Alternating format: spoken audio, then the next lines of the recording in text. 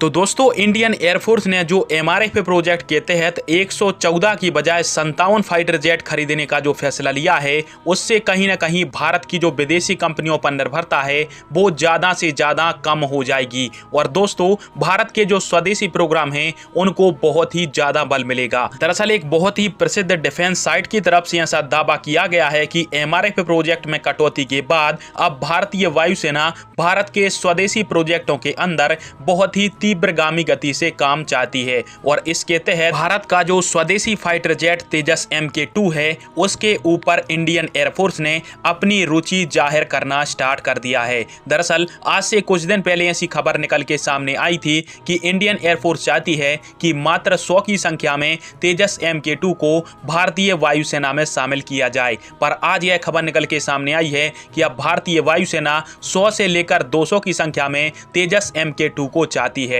और आप सभी भी जानते हो कि तेजस MK2 इसी साल के अंत में रोल आउट हो जाएगा और अगले साल इसका जो उड़ान परीक्षण है वो कंप्लीट किया जाएगा, जिससे अमका के आने तक तेजस MK2 ही भारतीय वायुसेना की असल ताकत होगा। इसलिए भारतीय वायुसेना चाहती है कि अपनी ताकत में किसी प्रकार की गिरावट ना आए, इसलिए कम से कम 200 की संख्या में तेजस MK2 को लेने का ऑर्डर HAL को मिल सकता है। साथ में बात करें यदि अमका फाइटर जेट की, तो इसकी 120 यूनिट खरीदने के बारे में इंडियन एयरफोर्स की तरफ से विचार किया जा रहा है। फिलहाल में अमका का MK1 वेरिएंट भारतीय वायुसेना में शामिल होगा, परंतु बाद में 2030 से MK2 वेरिएंट की भी डिलीवरी भारतीय वायुसेना को स्टार्ट हो जाएगी। और कुल मिलाकर 320 की संख्या में स्वदेशी फाइटर जेट को भारतीय वायुसेना में शामिल करने का जो प्लान है वो भारतीय वायुसेना की तरफ से बनाया गया है। खैर आप सभी के इस टॉपिक पर क्या राय है और विदेशी फाइटर जेटों की बजाय भारतीय वायुसेना ने स्वदेशी फाइटर जेट चुने, यह निर्णय वायुसेना का कितना सही है?